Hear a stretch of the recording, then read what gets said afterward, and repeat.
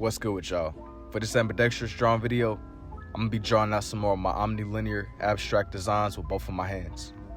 This one was a lot more laid back as I had originally started it using both of my red pens, and I also did a lot of just abstract shapes.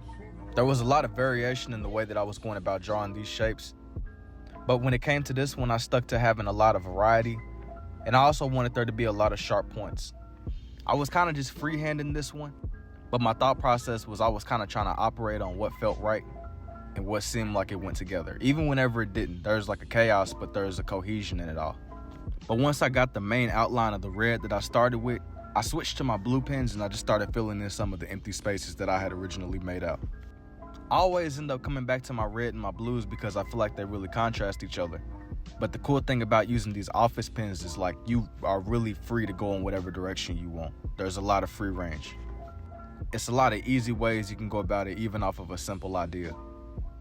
But with that said though, I just kept on alternating between the red and the blues, adding extra designs and just trying to make it as intricate as possible. But I did it in a way to where it still stayed true to my Omnilinear style.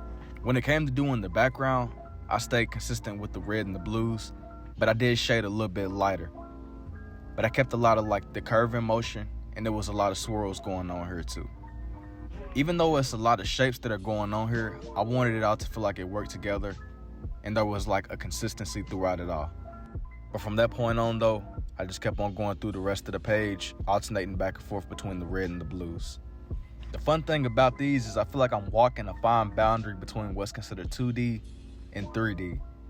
And my whole goal with that is I want you to feel like you're looking into something as opposed to looking at something.